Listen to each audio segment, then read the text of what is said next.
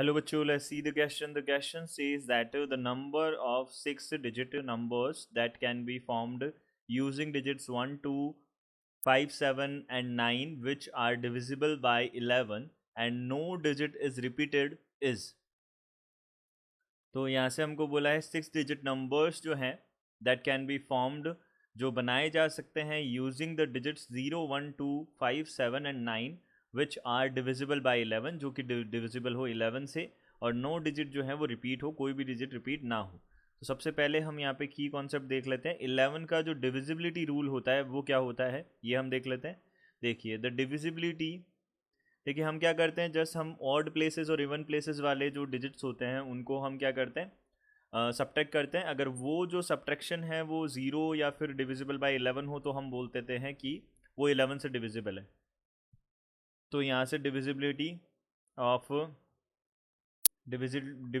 Bye 11 rule states, ये क्या state करता है, states that if the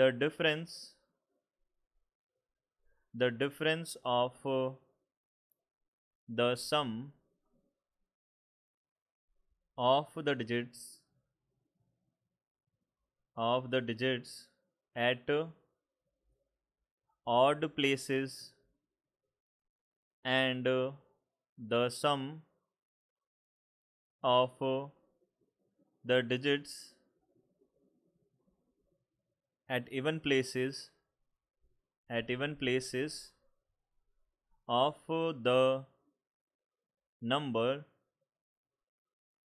is 0 or divisible by 11, then the given number is divisible by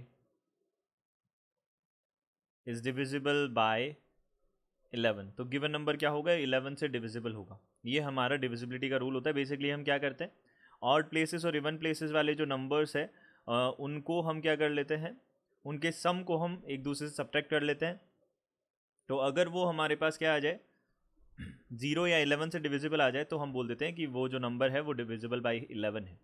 तो हमने late किया, लेट 6 डिजिट नंबर जो है, लेट 6 डिजिट नंबर बी, ये हमने बोल दिया ABCDEF, ये हमने 6 डिजिट नंबर बोल दिया। अब देखिए ये हमारा 6 डिजिट नंबर है तो हम क्या बोल सकते हैं, बाय द रूल ऑफ देखिए सिंस, हम क्या बोल सकते हैं, सिंस द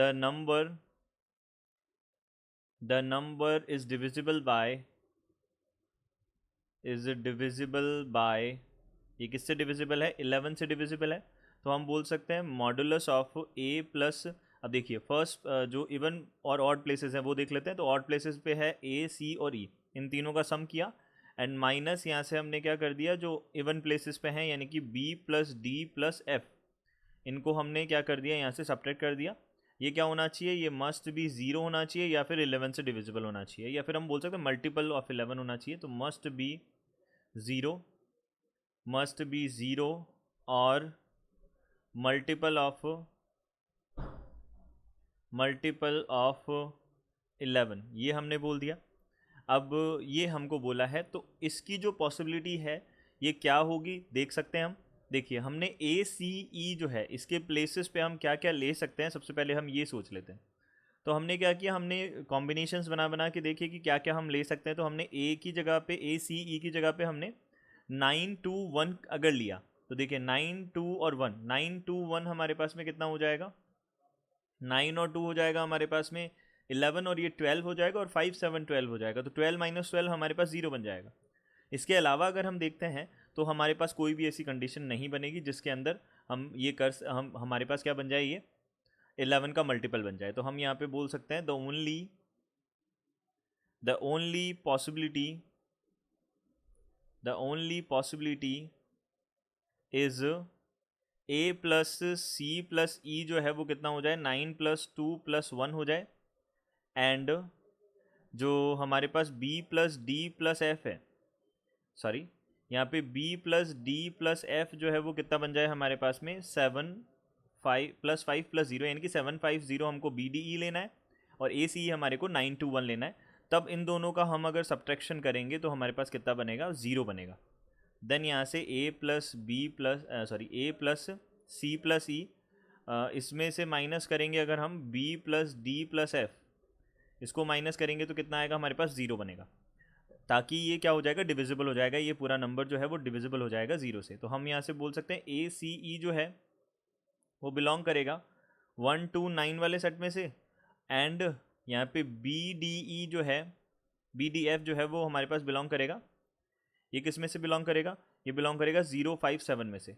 अब देखिए हम यहाँ पे क्या कर सकते हैं, हमने देखा ACE हमारे पास 1 2 9 है और BDE हमारे पास 0 5 7 है, तो ऐसा भी तो हो सकता है कि हम ACE और BDE जो है इनको रिप्लेस कर दे। कहने का मतलब ACE जो है वो 0 5 7 हो जाए और BDE हमारे पास में कितना हो जाए, 1 2 9 हो जाए। तो दो केसेस बनेंगे, ये तो हो जाएगा केस फर्स्ट, और इसी तरीके से सिमिलरली केस सेकंड हमारे पास क्या हो जाएगा, हमारे पास ACE जो है, ACE इसको तो हम कर ले बिलोंग किस में, 0 5 7 बन जाइए, एंड यहाँ से BDE जो है, BDF जो है वो कितना बन जाए हमारे पास में, 1 2 9 बन जाए। ये ऐसा हम अगर कर दें तो हमारा पॉसिबिलिटी बन जाएगी ये। तो ये केस सेकंड हो जाएगा। तो हम यहाँ पे अब नंबर ऑफ टोटल नंबर्स बता सकते हैं। तो टोटल नंबर्स जो बनेंगे वो क्या बनेंगे, अब देखिए इनको हम अरेंज करके देख लेते हैं। तो टोटल नंबर्स हमारे पास में हो जाएंगे, दिस इज इक्वल्स टू, देखिए सबसे पहले हमने फर्स्ट केस देखा, फर्स्ट केस में हमने अगर बनाया, अगर 6 डिजिट्स को हमको क्या करना है, अरेंज करना है, 1 2 3 4 5, 1 2 3 4 5 6 बन गए। देखिए ये जो हमारे पास में ये वाले प्लेसेस हैं, इन पे तो 3 डिजिट्स हमको रखने हैं।